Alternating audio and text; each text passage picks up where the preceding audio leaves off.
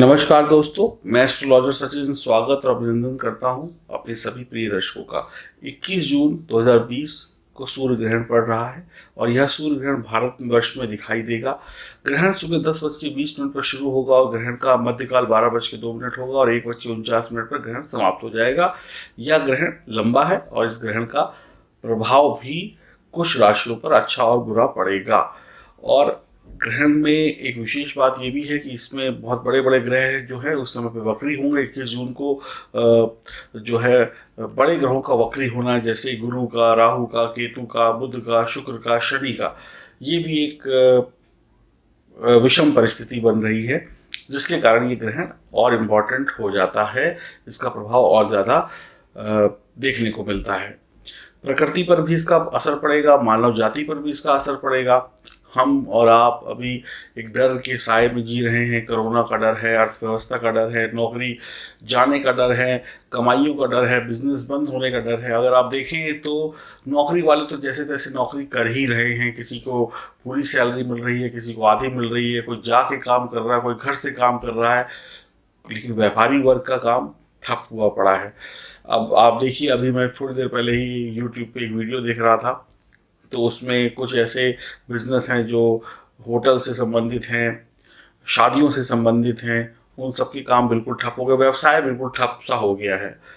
तो व्यवसायी वर्ग पर इसका प्रभाव सबसे ज़्यादा देखने को मिल रहा है। नौकरी तो फिर भी लोग जैसे तैसे कर लेंगे, यहाँ से छूटी तो वहाँ कर ली, कुछ कम पैसों की कर ली, या कंपनी ने आधी सैलरी दे दी, बहुत थोड़ी बहुत राहत मिल जाती है।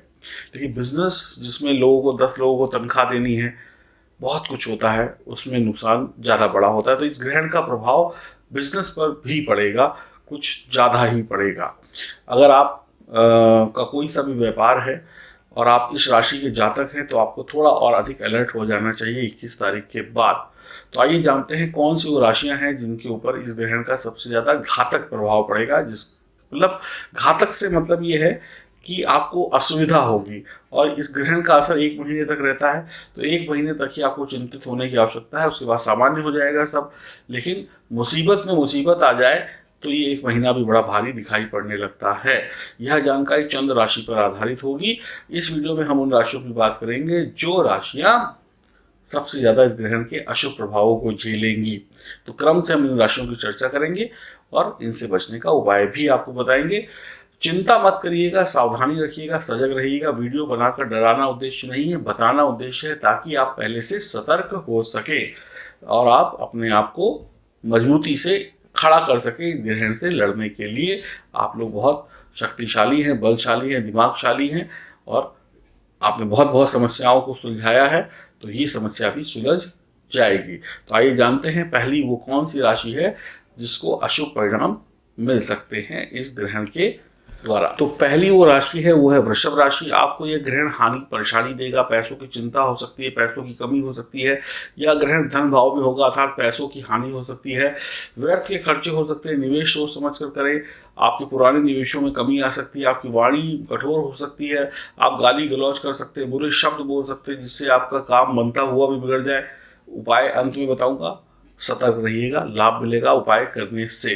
तो जुबान पे कंट्रोल, खर्चों पे कंट्रोल और निवेश की तरफ बिल्कुल भी ना सोचें, और कोई बड़ा परिवर्तन जो पैसों से होने वाला हो अभी रुक जाए। बात करते हैं अगली राशि की जिसको नुकसान होगा। वो राशि है मिथुन राशि। आपको सबसे अधिक नुकसान हो सकता है। आपको सावधान रहने की आवश्यकता है। आपको छोटी बड़ी परेशानी हो सकती है। यह ग्रहण आपके घर, व्यापार, परिवार, वैवाहिक जीवन, प्रेम संबंध या जो भी आपके सुख होते हैं उसमें ग्रहण लगाने की पूरी कोशिश करेगा। अगर आपने उपाय किए, सतर्क रहे, सावधानी रखी, तो आप बच भी सकते हैं। लेकिन सब कुछ आपकी सावधानी पर भी निर्भर करेगा। अपनी सेहत का पूरा पूरा पूरा पूरा ध्यान रखिएगा। आप एक के बाद एक परेशानियों से जूझ सकते हैं। भले ही आप उनका अंत कर दे परेशानियों का, लेकिन समस्याएं आती जाएंगी, आप अंत करते जाएंगे, समस्याएं आती जाएंगी, तो आपको लड़ना पड़ेगा, फाइटर बनना पड़ेगा और ईश्वर की शरण में जाना पड़ेगा, उपाय करना पड़ेगा, ताकि आप इस ग्रहण के अशुभ प्रभाव को समाप्त कर सके। और उपाय जरूर करिएगा, उसके लिए थोड़ा इंतजार करिए। बाकी राशि की बात कर लें, फिर उपाय बताएंगे। अगली राशि है, वो राशि है कर्क राशि। कर्क राशि का वैसे समय अच्छा बना हुआ है, लेकिन अब बीच में ये ग्रहण आ गया, तो अब ये थोड़ा सा आपको अशुभ परिणाम दे देगा। 12वें भाव में यह ग्रहण लगेगा तो अनावश्यक खर्चे बढ़ सकते हैं। बाकी कहीं और चिंता करने की आवश्यकता नहीं है। खर्चे बढ़ सकते हैं, खर्चे संभल कर लिए तो बजट नहीं बिगड़ेगा, चिंता करने की आवश्यकता नहीं होगी, क्योंकि इस दुनिया में पैसे का मोल बहुत है। पैसा जो है वो सर्वोपरि है, जिसके पास है वो राजा, जिसके पास नहीं है वो भिखारी। तो पैसे की वजह से, खर्चों की वजह से हमने इसको बुरी श्रेणी में डाला है कर्क राशि को। अगर आप पैसों का नुकसान नहीं करते हैं, पैसों को बचा के रख लेते हैं, नकारात्मक विचार नहीं लेके आते हैं, उल्टी सीधी गलत संगतियों में नहीं पड़ते हैं, तो आपके लिए यह ग्रहण बहुत ज़्यादा नुकसान नहीं करेगा। लेकिन खर्चे बहुत संभल के करिएगा, कहीं ऐसा ना हो कमाया हुआ पैसा चुटकियों में गायब हो जाए या खर्च हो जाए। नकारात्मक विचारों से बचिए और रात को नींद पूरी लीजिएगा। रात भर कहीं जागिए, उल्टे सीधे काम करते रहिए, और सुबह जब आपको काम करना हो तो आपका नींद आए। इन सब चीज़ों से भी बचने की आपको बहुत आवश्यकता है। झगड़े बिल्कुल नहीं करने, सावधान रहना है।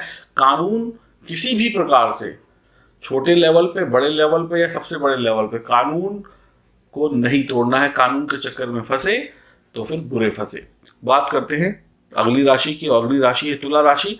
आपके लिए भाग्य में यह ग्रहण लग रहा है तो भाग्य की जो रफ्तार है ये ग्रहण धीरे कर देगा। जाहिर सी बात है, मेहनत बढ़ जाएगी। जो काम घंटों में होता था अब दिनों में होगा। तो तैयार रहिए, इरिटेट मत होइएगा, धैर्य मत खोइएगा। काम में विलम्ब हो तो चिल्लाइएगा मत, किसी पे गुस्सा मत करिएगा, नहीं तो आपका काम और बिगड़ जाएगा। यही ग्रहण का काम हुआ कि आपने गलती की नहीं तो उसने और आपको बुरा नुकसान देना शुरू किया नहीं। आपको सावधान रहना होगा, नौकरी से सावधान रहना होगा, व्यापार में सावधान रहना होगा, शत्रुओं से सतर्क रहना पड़ेगा, और आपके पीठ पीछे लोग षड्यंत्र कर सकते हैं, उनसे सावधान रहना होगा। कोई ऐसा शब्द, ऐसी कोई बात जुबान से ना निकालें जिसकी वजह से लोग आप पे उंगलियां उठाएं। इस बात का भी विशेष ध्यान रखिएगा, आपकी कोई ऐसी गलती ना हो जाए, आपकी जुबान से हो जाए या हाथ से हो जाए या आपसे किसी भी प्रकार से कोई ऐसी गलती ना हो जाए जिसकी वजह से लोग आपको कहें ये आदमी या ये महिला अच्छी नहीं है, ये बहुत बुरी है। तो ऐसी कोई भी बदजुबानी या बुरी जुबान कह रहा हूँ मैं, ऐसा मत करिएगा। ध्यान रखिएगा कि लोग आपके ऊपर कहीं उंगली ना उठाएं। ध्यान रखिएगा, उपाय करिएगा, और किसी को छेड़िएगा नहीं। किसी के ऊपर उल्टे सीधे व्यंग मत कसिएगा, किसी पे छीटाकशी मत करिएगा, यानी किसी की इज्जत मत उछालिएगा। अगर आप किसी की इज्जत को उछालने की कोशिश करेंगे, उसके ऊपर कुछ व्यंग करेंगे, तो कहीं ऐसा ना हो कि आपकी इज्जत बार बार उछल जाए। आप एक बार उछालें, सामने वाला क्रोध में आकर आपकी इज्जत बार बार उछाले। बहुत सावधान रहें तुला राशि वाले। बात करते हैं अगली राशि की, वो है वृश्चिक राशि। आप पे भी ये ग्रहण थोड़ा सबसे ज़्यादा भारी रहने वाली राशियों में से होगा, जैसे मिथुन पे था। तो आपको भी संभल कर रहने की आवश्यकता होगी। आपको चोट लग सकती है, एक्सीडेंट हो सकता है, कष्ट बढ़ सकते हैं। आपको ऐसे कष्ट हो सकते हैं जो आपने कभी सोचे या देखे ना हो। कुछ बीमारियां ऐसी हो सकती हैं, मुसीबतों का छप्पड़ फट सकता है। हम कहते हैं छप्पड़ फाड़ के धन मिलेगा, वैसे ही छप्पड़ फाड़ कर परेशानियां मिल सकती हैं वृश्चिक राशि वालों को। तो बहुत सावधान रहने की आवश्यकता होगी। कोई भी ऐसा काम ना करें जिससे शत्रु बन जाए, कोई भी ऐसा काम ना करें जिससे सरकारी विभाग से आपको पीड़ा मिल जाए, या कोई ऐसा काम ना करिएगा जिसमें आप कानून के दुश्मन बन जाए या दोषी बन जाए। बहुत संभल कर रहने की आवश्यकता होगी, और सेहत पर विशेष ध्यान देने की आपको आवश्यकता होगी। सावधान रहें, और आपको शत्रु धमकी वगैरह या कोई चोट हानि भी पहुंचा सकता है, बचिएगा। उपाय करिएगा जो कि अंत में बताऊंगा। अगली राशि है धनु राशि। तो धनु राशि वालों में क्लियर कर देता हूं पहले, ये गोचर उनको परेशान करेगा जिनकी शादी हो गई है, या जिनकी शादी तय हो गई है, या जिनकी सगाई वगैरह भी तय हो गई है। जिनका अभी कुछ नहीं हुआ है उनके लिए यह गोचर फायदेमंद है। ठीक है, अब हम बात करते हैं जिनकी शादी हो गई है, सगाई हो गई है, या लंबे समय से प्रेम संबंधों में है। तो आपका जो पार्टनर है उसकी सेहत पर आंच आ सकती है, आपका पार्टनर परेशान हो सकता है, उसकी वजह से आप परेशान होंगे, तो आपको टेंशन होगी, परेशानी होगी, आप इधर उधर चक्कर काटेंगे उसकी परेशानी को सही करने के लिए। तो विवाहित लोगों को दिक्कत है, अविवाहित लोगों को कोई दिक्कत नहीं है, और वो दिक्कत भी जो होगी वो सेहत से लेकर हो सकती है। तो इस बात का विशेष ध्यान रखिएगा, उपाय करिएगा, और अपने पार्टनर को भी कराइएगा ताकि उनको राहत मिल सके।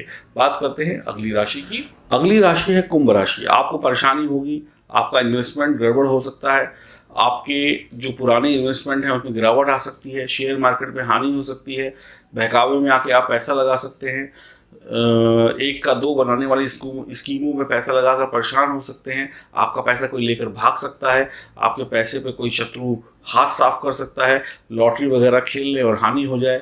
ऐसा करने में काफ़ी दिक्कतें आ सकती हैं। संतान को लेकर लापरवाही ना करें, वरना संतान की तरफ से आपको कष्ट की संभावनाएं दिखाई पड़ती हैं। तो कुंभ राशि वालों को भी संभल कर रहने की आवश्यकता होगी। धन हानि दिखाई पड़ती है। अंतिम राशि बची जिसको कष्ट होगा और राशि भी अंतिम है, वो राशि है मीन राशि। आपकी पारिवारिक स्थिति बिगड़ेगी, मानसिक नकारात्मक विचार आपके दिमाग में आएंगे, गलत रास्तों पर आप भटक सकते हैं, बुरी संगति की तरफ जा सकते हैं, बुरी आदतें आपको लग सकती हैं, परिवार में झगड़े, सेहत में गिरावट और कंधों पर खर्चों का भार पड़ सकता है। आपकी इज्जत जो है वो मिट्टी में मिल सकती है, रिश्तों में अविश्वास पैदा हो सकता है। तो मीन राशि वाले भी बहुत सावधानी रखें अपने जीवन में। तो ये कुछ राशियां थी जिनको कुछ गड़बड़ दे रहा है ये 21 जून का ग्रहण, सूर्य ग्रहण। कुछ राशियां ऐसी हैं जिनको अच्छा दे रहा है, उसके लिए वीडियो डाला हुआ, तो देख लीजिएगा वो राशि कौन सी है। अब कुछ लोग कहेंगे कि क्या बात करते हैं, कभी कहते हैं अच्छा, कभी कहते हैं बुरा। तो ये अच्छे और बुरा बनाने वाला भगवान है, ग्रह सितारे अच्छा और बुरा बनाते हैं। आप उनसे बात करिए कि भगवान ऐसा क्यों करते हैं। मैं तो सिर्फ आपको पढ़ के बताता हूँ जो घटनाएं गोचरी व्यवस्था में घटती हैं। मेरा दोष नहीं है। मैं तो चाहता हूँ कि सारे दिन अच्छे, सारे ग्रहण आपके लिए खुशियाँ लेकर आए, लेकिन क्या करें, जो ईश्वर ने लिखा है वो ईश्वर ही जाने। अब मुद्दे की बात पे आते हैं कि अब भाई परेशानी तो आ गई, अब क्या करें। इस परेशानी को, आपके बस की बात नहीं है इस परेशानी को हटाना, आपके बस की बात नहीं है कि इस ग्रहण को बोलें कि भैया मत पढ़ना, 2 साल बाद पढ़ जाना। आप कुछ नहीं कर सकते, आप सिर्फ सुन सकते हैं, और सुनकर अगर समझ सकते हैं और समझ कर सकते हैं तो ये उपाय कर लीजिएगा। ओम नमः शिवाय मंत्र का जाप करिएगा। मैं हमेशा आपको बताता हूँ इस मंत्र का जाप करिए, पूरे ग्रहण काल में बैठ के करिए, किसी आसन पर बैठ जाइए, भगवान शिव का रूप प्रतिमा जो है अपने मन में बसाइए और ओम नमः शिवाय मंत्र का जाप करते रहिए। अगर आप अपनी परेशानी को कम करना चाहते हैं, हनुमान चालीसा का पाठ भी कर लीजिए। अगर इसके साथ साथ एक नियम बना लीजिए कि 10 माला ओम नमः शिवाय मंत्र करेंगे, 10 बार हनुमान चालीसा पढ़ेंगे।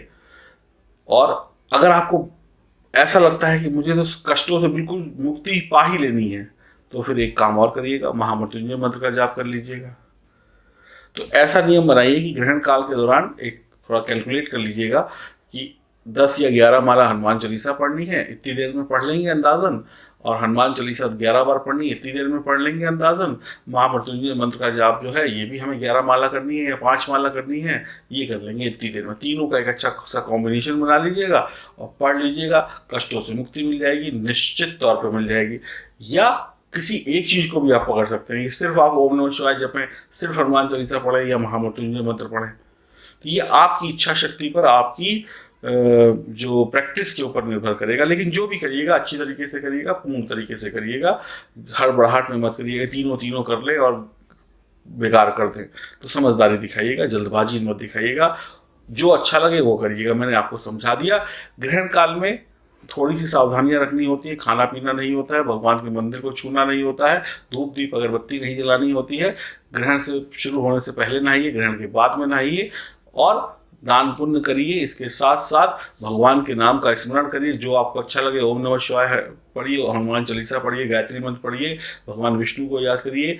जो भी करना है सो करिए, कोई बुरा कर्म मत करिए, मांस मच्छी मत खाइए, शारीरिक संबंध मत बनाइए। गर्भवती महिलाएं हो या सामान्य व्यक्ति हो ग्रहण को ना देखें। और आपकी जो राशियां मैंने बताई ये लोग तो बिल्कुल भी ग्रहण को ना देखें, और हो सके तो घर पे रहें। और अगर कहीं जाना पड़ता है तो सावधानी से जाएं, ढक वक के जाएं, कोई कपड़ा शॉल वगैरह डाल लें, ऊपर आसमान की तरफ ना देखें तो बढ़िया रहेगा। जब भी निकल रहे हो तो राम राम राम राम करते चले जाएं, ओम नमः शिवाय करते हुए घर से निकले। जुबान पे ईश्वर का नाम होना चाहिए, तो आपको इस कष्ट से काफ़ी हद तक राहत मिल जाएगी। और अगर आपकी जन्म कुंडली में ग्रहों की स्थिति बेहतरीन है, वक्त बढ़िया चल रहा है, तो हो सकता है कि इस ग्रहण का प्रभाव काफ़ी कम पड़े। और अगर स्थिति बिगड़ी हुई है तो फिर ज़्यादा भी पड़ सकता है। तो ये तो आप जानते हैं आपकी कुंडली में क्या छुपा हुआ, क्या रहस्य छुपा हुआ है। अगर नहीं जानते हैं तो फिर हमें दिखाइए, हम आपको बताएंगे कि गड़बड़ है कि नहीं है। इसके लिए आप अपनी अपॉइंटमेंट बुक कराइए। इस ग्रहण का आपकी राशियों पर हानि होता हुआ दिख रहा है तो सावधान रहिए, उपाय करिए। उपाय कोई मुश्किल नहीं है। खुश रहिए, प्रसन्न रहिए, सावधान रहिए, डरिएगा नहीं। हरिओम।